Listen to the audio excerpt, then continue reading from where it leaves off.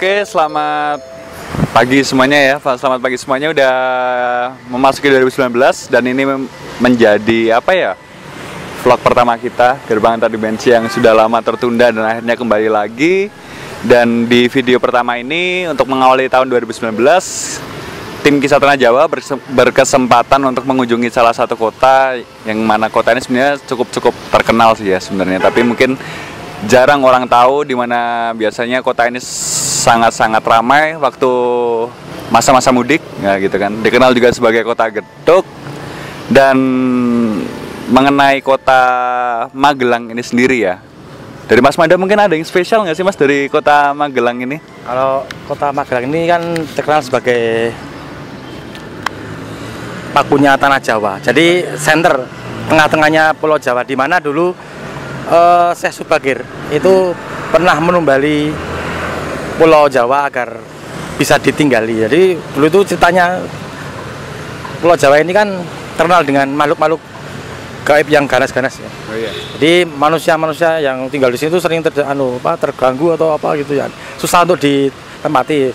Dan itu sebenarnya gimana dengan kondisi alam yang luar biasa ini paling di dunia, Pulau Jawa ini adalah pulau yang paling makmur ya, bisa dikatakan paling makmur. Itu kenapa tidak bisa ditinggali gitu loh. Akhirnya kan banyak wali yang datang ke Pulau Jawa ini, termasuk salah satunya Syekh Subagir yang sebenarnya namanya bukan Syekh Subagir sih ya, namanya itu Syekh Bakhir. Tapi oleh orang Jawa disebut sebagai Syekh Subagir gitu. Jadi beliau adalah dari Iran, kalau tidak Persia, tapi ditugaskan oleh Sultan Muhammad dari Turki untuk meruat. Kalau istilah Jawa itu meruat, kalau di Islam itu adalah di ruqyah. Nah, ya. Tapi Mas, kalau berbicara tentang Paku Tanah Jawa ini ada spesifik tempatnya nggak sih Mas? Apakah Paku Tanah Jawa ini ada di seluruh kota Magelang ini atau ada di tempat spesifiknya di kota Magelang ini sendiri? Nah, mungkin kalau teman-teman yang dari generasi saat ini mungkin kurang tahu ya, kurang familiar ya. Mungkin kita bisa jelaskan, nanti kita menuju ke di mana letak yang namanya Paku Ning Jawa itu di Bukit Tidar. Oh iya. Sana ya. Oke ya. Jadi teman-teman, nanti kita akan berkesempatan untuk mengunjungi ini ya, tempat di mana disebut ada ungkapan bahwa kota ini sebenarnya adalah Paku Ning Tanah Jawa, pakunya Tanah Jawa, pusatnya Tanah Jawa itu seperti apa. Mungkin dari kalian semua mungkin juga nggak banyak yang tahu juga kayak gitu kan ya. Dan ada satu fakta menarik juga tentang Magelang yang sedikit kalian pasti tahu, bahwasanya kota ini adalah sebenarnya kota tertua nomor 2 di seluruh Indonesia. Saya sebagai warga Magelang, sebenarnya warga Magelang, Mas Mada juga warga Magelang sih sebenarnya sih. Magelang Jogja, dan kita merasa bangga dengan fakta itu. Dan satu lagi, kalau kalian nggak tahu juga tentang kota Magelang, sebenarnya Borobudur itu ada di kota Magelang, bukan ada di Yogyakarta. Jadi sebenarnya kota ini sangat-sangat ya banyak poin-poin spesialnya, hanya saja mungkin masih kurang terekspos saja. Jadi langsung aja ya, karena ini kondisi juga agak-agak gerimis syahdu. Mungkin habis ini kita akan melanjutkan perjalanan kita ke tempat di mana ungkapan Paku Ning Tanah Jawa itu berasal. Iya. Seperti apa tempatnya? Kalau masih penasaran, ikutin aja dan pantengin terus channel ini.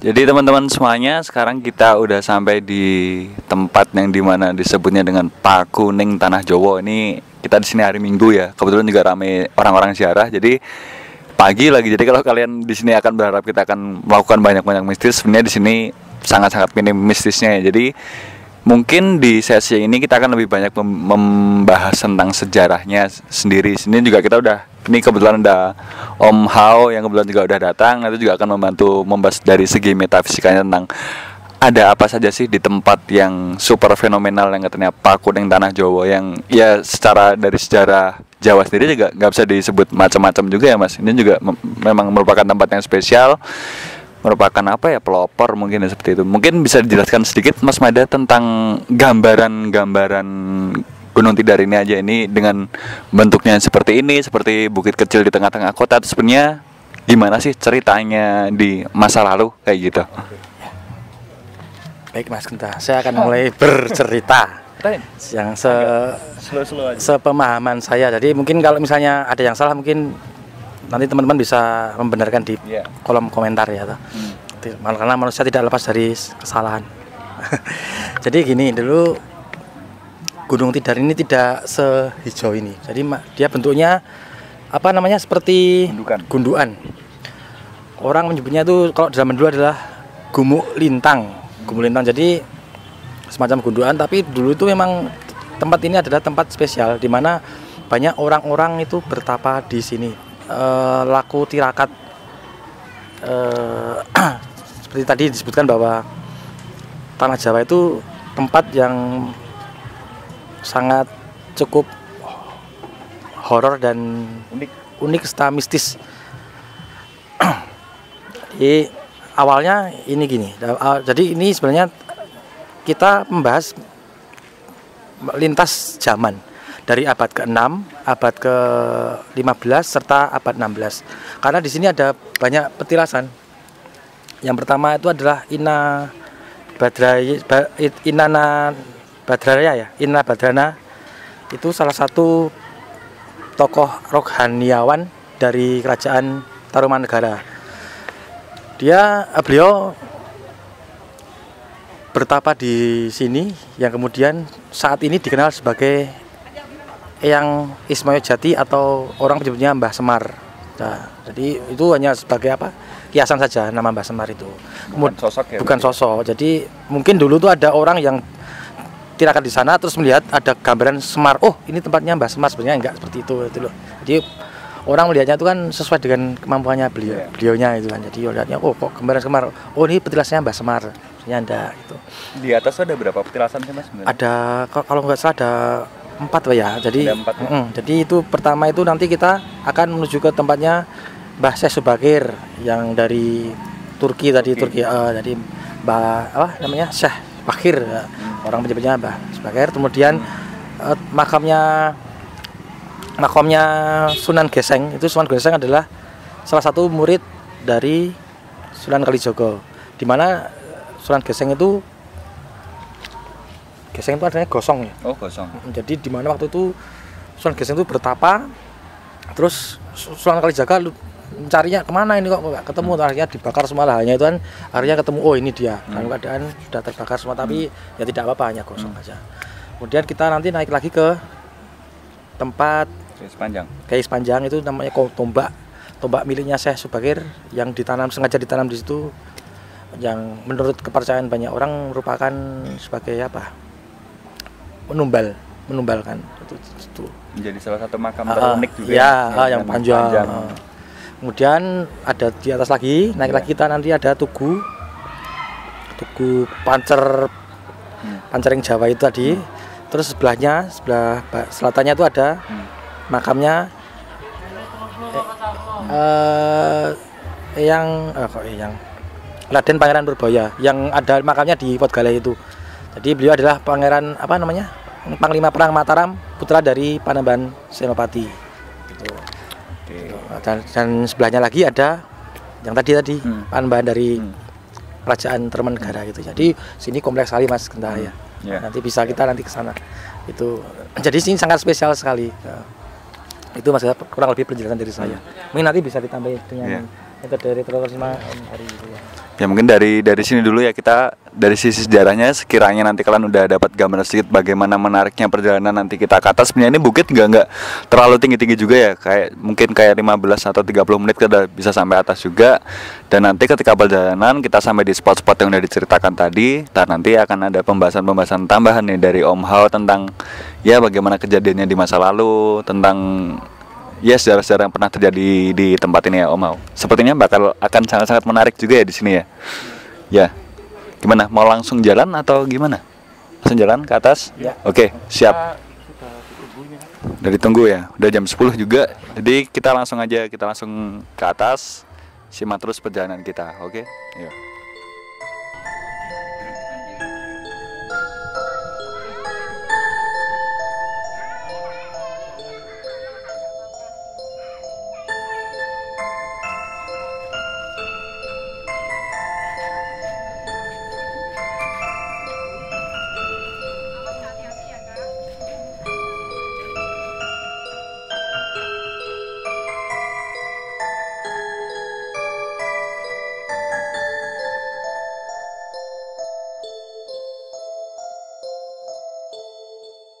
Sekarang kita sudah sampai di petilasannya Mbah Syekh Subagir, sosok ulama yang menumbali Pulau Jawa pertama kali di masa itu, di abad ke-14 ya. Abad ke-15. 15 ya.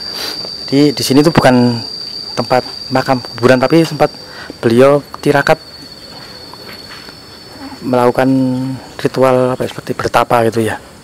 Bertapa dengan membawa sosok seperti senjata tombak yang kita kenal dengan nama tombak garis panjang yang makamnya ada di sebelah sana.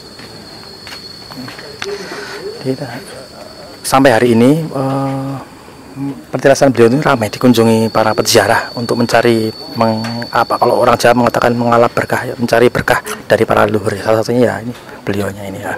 Jadi gimana Di Ari mau nambahin enggak kira-kira untuk sejarah beliaunya itu yang kita tahu dari pada wilayah Persia dan diutus oleh Sultan dari Turki, Sultan Muhammad untuk meruqyah atau menumbali tanah Jawa agar bisa ditempati dengan aman pada masa generasi sampai generasi saat ini ya.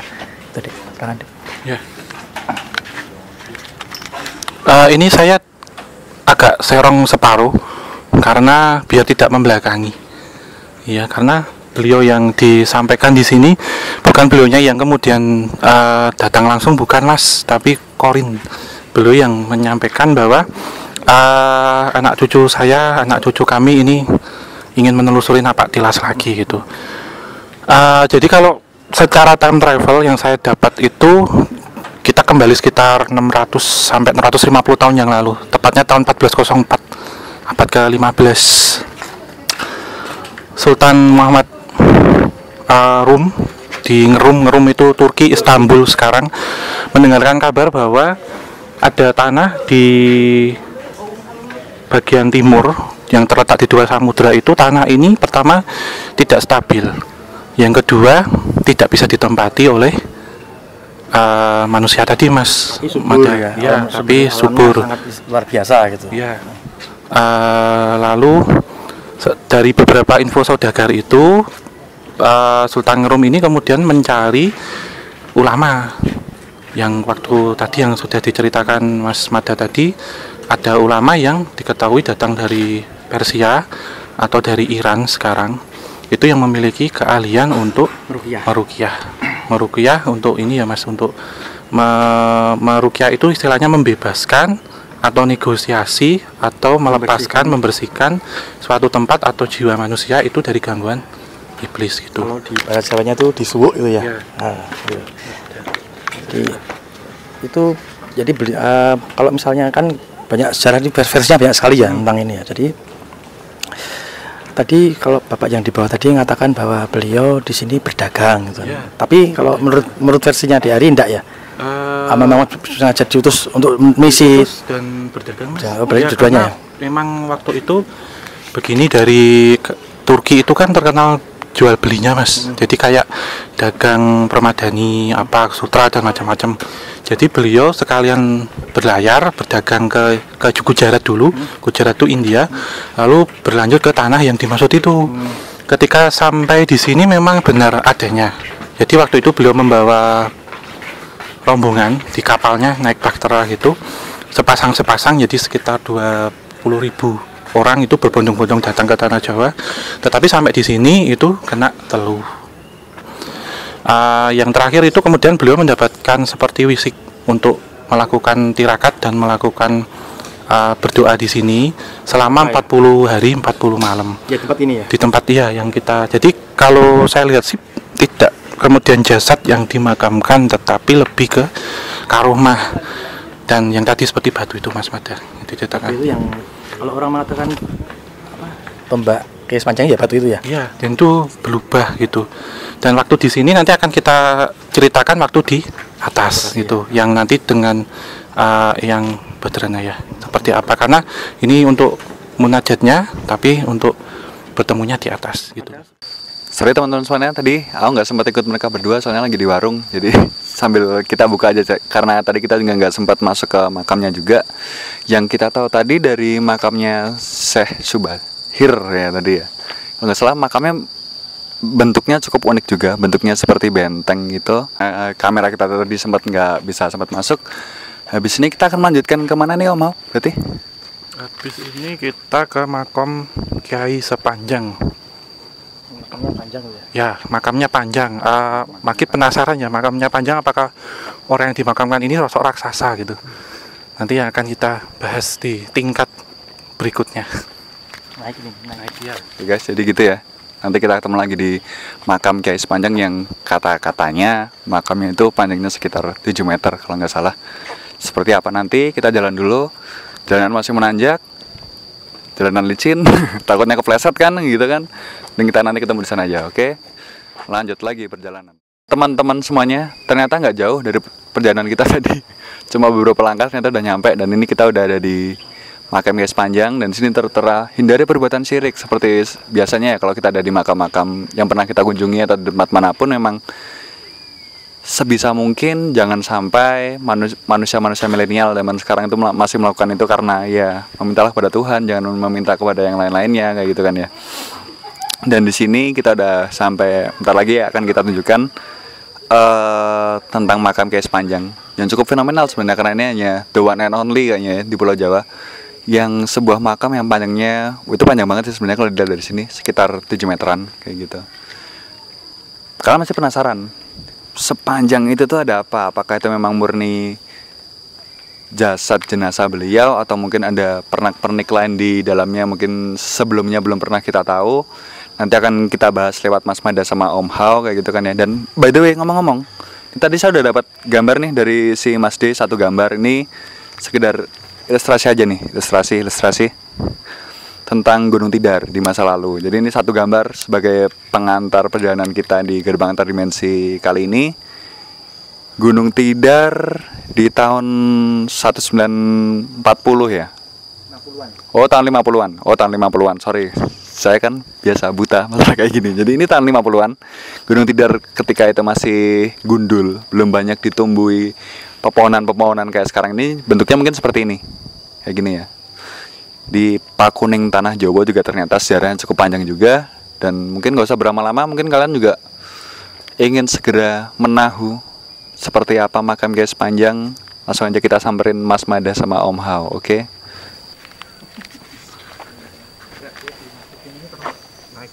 Halo Mas. Jadi teman-teman, ini yang dari tadi aku bicarain tentang makam non fenomenal, mungkin the one and only di Pulau Jawa ya mungkin ya Om Mari. Bukan, masih ada lagi ya ternyata. Oh, ternyata masih ada lagi. Kalau nggak salah di Trowulan. Di Trowulan, nah itu bisa di makam-makam Wali Songo juga ada. Ya, bisa kita simpan untuk perjalanan-perjalanan berikutnya. Tapi sekarang kita ngebahas dulu nih tentang makam Kiai Sepanjang itu seperti apa sejarahnya, dan mungkin ada apa di dalamnya, kenapa bisa sepanjang itu. Waktu dan tempat saya persilakan kepada Mas Mada dan Om Hao. Saya mau ngerokok dulu karena di vlog 2019 kita sepakat buat nggak ngerokok di YouTube kita. Jadi monggo Mas Mada sama Om Hao ya, dijelasin.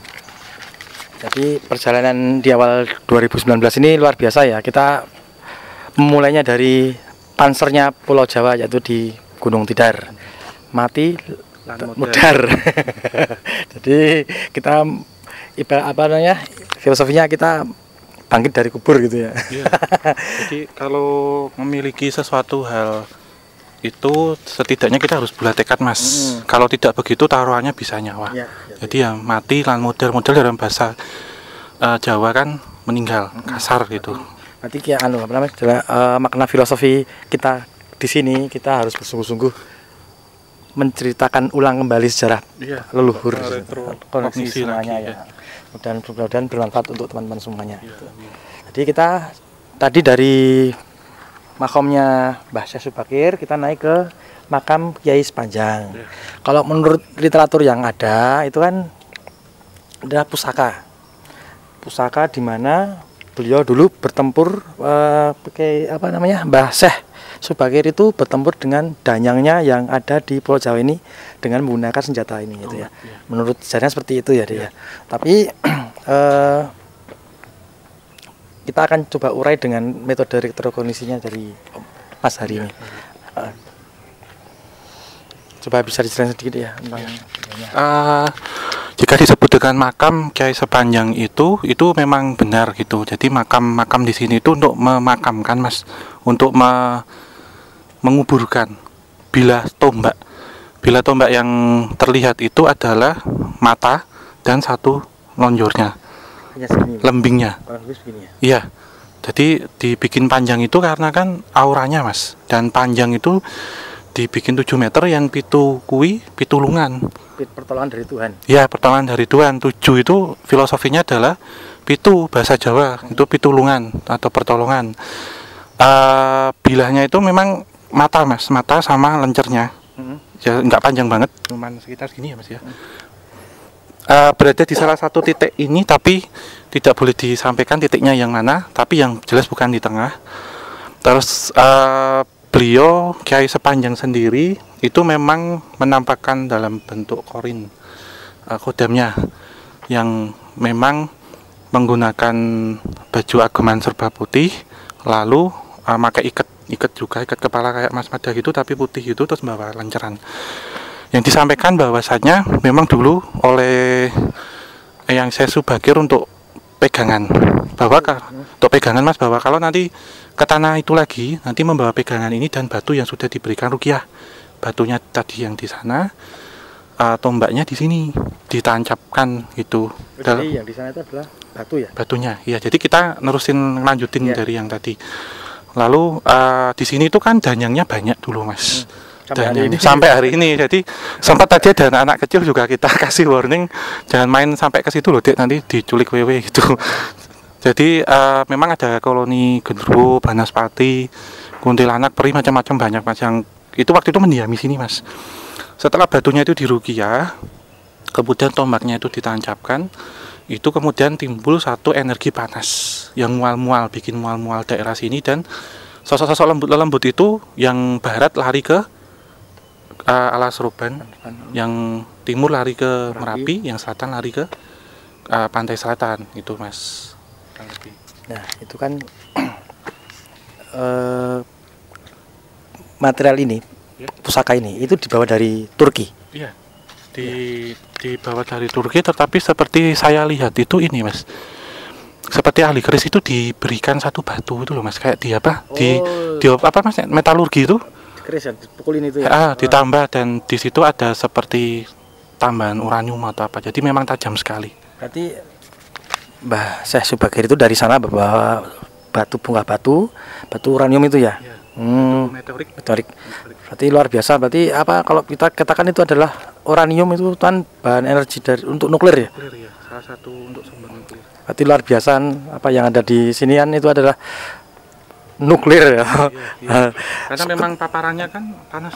Ketika orang barat belum menemukan teknologi nuklir, di tanah Jawa sudah ada kan, sangat luar biasa sekali. Satu lagi, Mas, pada terakhir yang mau saya sampaikan, bahwa tombak ini kemudian setelah ditancapkan di patok sini, itu tanah Jawa ini menjadi stabil, tidak goyah, karena ibarat kata tanah Jawa ini kan seperti perahu terombang-ambing di antara dua samudra, yang jika tidak seperti itu maka lempeng bumi. Gempa terus ya. Iya, dan salah satu tanah yang banyak terdapat gunung vulkanik aktif waktu itu, yaitu tersohor bahkan sampai ke Persia, sampai ke Jazirah Arab dan Ngerum Turki tadi. Sehingga setelah ditancapkan itu di Rukia itu tadi, maka beberapa getaran itu berkurang, dan yang kedua gunung-gunung berapi itu kemudian vulkaniknya turun gitu, sehingga ini tidak terjadi malapetaka gitu. Tidak seperti letusan Merapi yang besar sekali kayak tahun 1006 itu enggak ya? Iya. Enggak seperti Krakatau itu enggak Iya. gitu. Karena itu ternyata sudah tersohor Mas.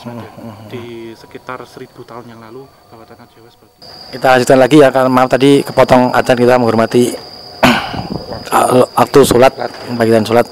Jadi kita tadi sampai mana tadi, pusaka yang ditancapkan agar Pulau Jawa stabil tadi ya? Iya. Silahkan dilanjutkan, Dik. Jadi ini yang kedua Mas. Kalau yang pertama tadi kan tombak yang ditancapkan itu kan lebih ke meruqyah. Jadi mengusir ataupun menetralkan sosok-sosok astral yang ada di sini. Yang kedua itu untuk menstabilkan tanah Jawa ini. Menstabilkan dari apa? Tanah Jawa itu jika dilihat tadi yang seperti yang saya sampaikan itu sekilas seperti perahu yang terombang-ambing di samudra. Jadi di situ terombang-ambing itu dalam arti rawan terkena bencana, Mas. Secara Jawa itu adalah ring of fire. Ya, Jadi bisa dikatakan bahwa para leluhur itu meruqyah, menanamkan pusaka-pusaka dan doa-doa itu agar Pulau Jawa itu jauh dari bencana gitu ya. Ya. Seperti itu kan ya. Iya, kurang lebihnya demikian. Jadi kemudian yang terdengar di negara lain seperti di Persia, kemudian di Ngerum itu bahwasanya ada satu tanah yang tadi sudah saya sampaikan, selain itu dikenal dengan keangkerannya dan wingit, juga tanah ini tidak stabil secara alamnya. Padahal tanah ini terkenal dengan subur, sehingga beberapa orang yang hendak datang ke sini seperti berdagang. Salah satunya kan beliau yang saya Subagir itu kan beliau datang ke sini untuk berdagang. Itu kemudian melihat-lihat, Mas. Nah, ini kalau saya membawa ke sini, investasi ke sini, kalau terjadi bencana juga orang kan enggan datang ke sini untuk menanamkan modalnya waktu itu. Sambil siar agama. Sambil siar ya. Itu yang kemudian tombak ini ditancapkan di sini sehingga membuat tanah Jawa ini jauh lebih stabil. Jadi kayak ibarat ada perahu ditancap di tengah, itu kan dia nggak akan ke bawah-bawah gitu, karena memang ada pergerakan lempeng itu terlihatan zaman dulu gitu, Mas Bada. Oke. Sekarang mengenai mitos mengenai di sini, di daerah ini tabu untuk membuat sumur tuh kaitannya gimana, Dik? Iya. Itu ada ya mitos seperti itu ya? Iya. Memang ada, Mas, salah satunya. Jadi di sini itu kan bukit, Mas, di sekitaran sini, dan diharapkan bukit ini itu menyimpan beberapa kandungan air yang akan diteruskan nanti ke bawah. Jadi sumur itu memberikan ke bawah, Mas. Dalam arti begini, sebenarnya secara ekosistem, begini, saya dapat gambaran dari beliau, dari Eyang itu. Beliau itu ternyata ahli ekologi alam, ekologi lingkungan, yang juga memperhitungkan tentang daya resap air. Jadi daya dukung tanah dan daya resap air. Jadi kalau tanah ini kan kemudian yang semulanya itu rimbunan, Mas, dulu hutan belantara, itu jelas-jelas menyimpan banyak kadar air. Sehingga kalau ada sumur resapan atau apa yang cukup dalam, sehingga sumber mata air di bawah nantinya akan kering. Iya. Kan mitosnya itu bahwa seandainya Gunung Tidar itu sampai terbelah atau pecah atau bagaimana, itu sampai bisa mengakibatkan Pulau Jawa tenggelam. Gitu. Iya, benar. Dan saya juga melihat di bawah ini ada sumber mata air yang cukup besar, Mas. Jadi misalnya gini. Iya, salah satunya. Jadi, jadi salah satu tombaknya ini kemudian menutup gitu. Jadi nanti begini, Mas, kalau ini kan bentuknya bukit gini, kalau dibolong kemudian salah, maka energi air yang ada di dalam ini akan susah berhenti, bisa menenggelamkan banjir. Jadi beliau juga selain ahli dalam bidang perdagangan, ahli ruqyah, ahli nujum juga, salah satunya adalah ahli ekologi lingkungan atau teknik lingkungan gitu, Mas. Oke. Ya, sekarang waktu sudah cukup siang ini, kita perjalanan masih banyak. Kita lanjutkan aja perjalanan. Apa mau lihat dulu sini? Kita langsung sudah untuk step berikutnya. Iya, sudah Oke. cukup di sini. Kita menuju ke petilasannya, kita beda masa ya, Iya. ke tempatnya Raden Purboyo. Iya. Oke. Nanti sekilas. Sekilas ke sana. Oke, terima kasih ya.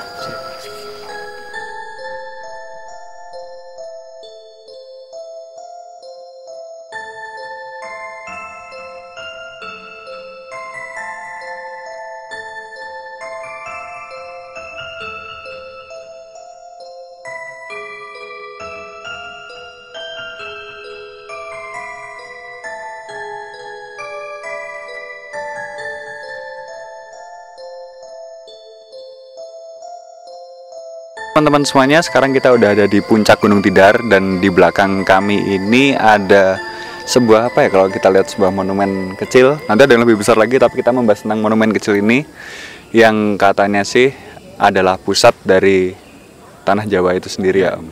Dan di sini juga ada simbol-simbol tulisan Jawanya. Aku sendiri mungkin kurang paham sebagai anak-anak zaman sekarang yang kurang membaca. Nanti mungkin bisa dijelaskan oleh Om Hawa atau Mas Medet tentang sebenarnya apa sih ini? Belakang ini apa sebenarnya? Dari Mas Medet dulu atau Om Hawa dulu? Mari dulu. Iya. Di sini. Jadi kalau kita tadi menyampaikan itu tentang paku tanah Jawa itu ya ini yang kita maksud, pakunya.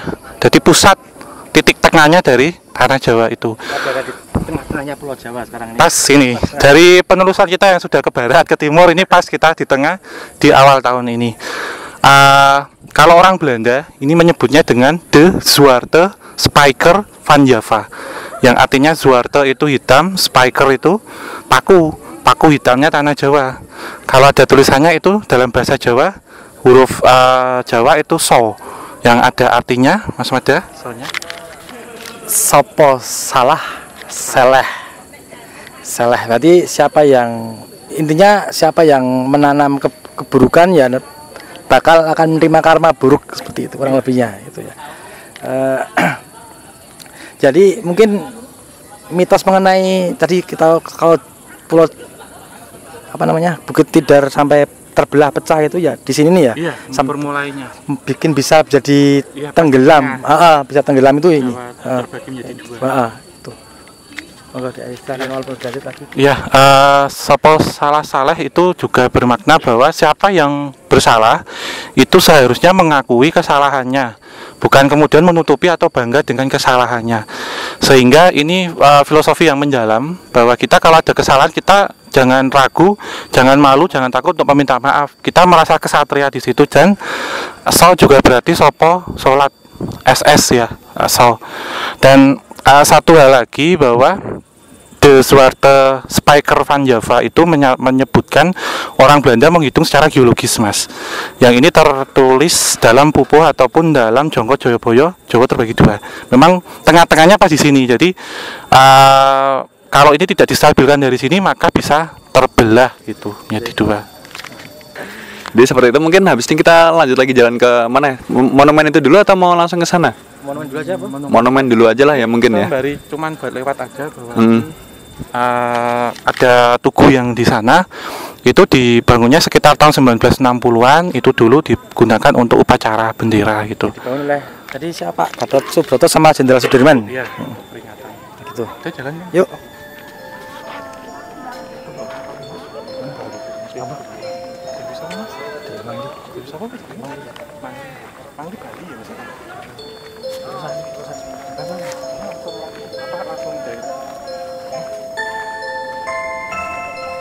Sana apa sini? Semarang sini dulu. Atas dulu aja, masih nyambung sama ini aja.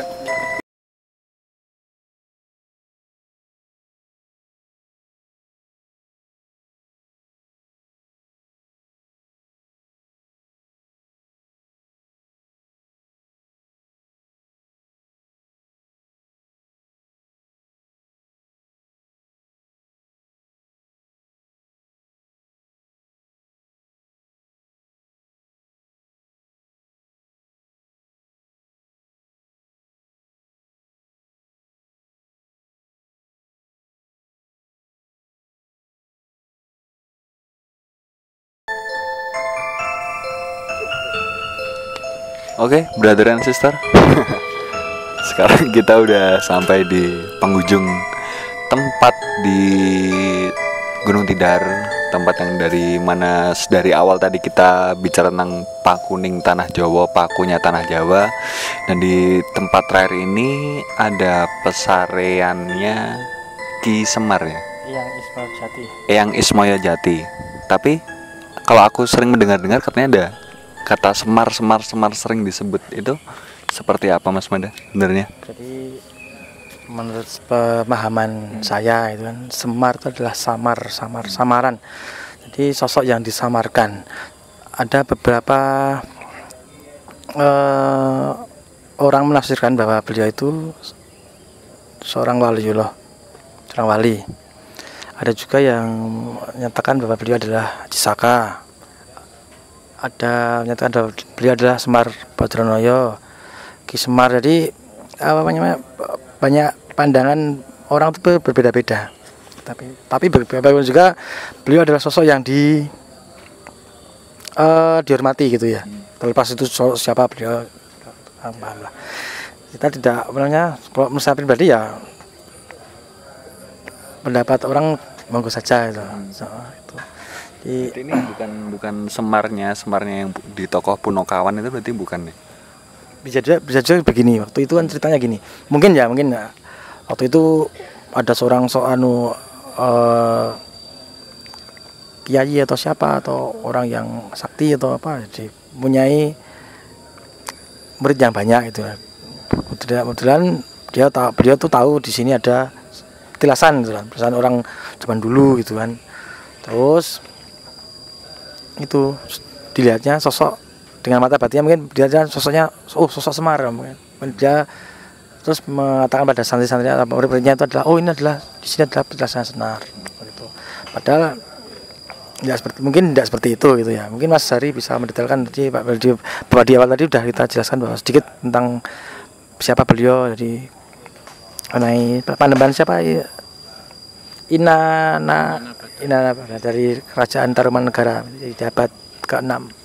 Sama ini sih Om, ada pertanyaanku sama ini kan juga dari sekian makam yang lainnya kan makam yang ini yang terakhir ini yang paling unik ya Om, berbentuk seperti nasi tumpeng. Kalau nanti kalian bisa lihat footage-nya atau mungkin tadi udah lihat, berbentuknya seperti piramida atau nasi tumpeng mengerucut, dan di atasnya itu ada seperti trisulanya Neptunus atau Poseidon. Ya ini dari kacamata saya orang awam ya. Terus di bawah tumpengan itu ada tulisan-tulisan memanjang memutar seperti berbahasa Jawa. Itu artinya apa juga sih Om? Ada naganya juga gitu. Bisa dijelaskan mungkin dari segi ini ya dulu, cerita di balik arsitektur. Kita ini kan di terakhir nih Mas, di puncak ya, kita bilang ini yang tertua dari serangkaian perjalanan ini. Kalau kita lihat ini kan bentuknya nasi tumpeng. Nasi tumpeng ini kan tumpeng tajuk lurus, tajuk jejek, tumpeng tajuk jejek, itu berarti bahwa setiap doa, setiap hantaran itu kita lurus semakin mengkerucut. Jadi ada keinginan baik duniawi ataupun doa itu setidaknya dari perjuangan kan naik mengerucut, filosofinya terfokus ke satu titik ke atas. Kemudian di bawahnya dilingkari dengan tulisan Jawa yang kalau saya baca itu berlafal, ini hurufnya adalah Hono Coroko Doto Sawolo Podo Joyonya Monggo Botongo. Jadi dalam sejarah ini Aji Saka Mas yang menciptakan ini, nanti akan didetailkan oleh Mas Mada habis ini.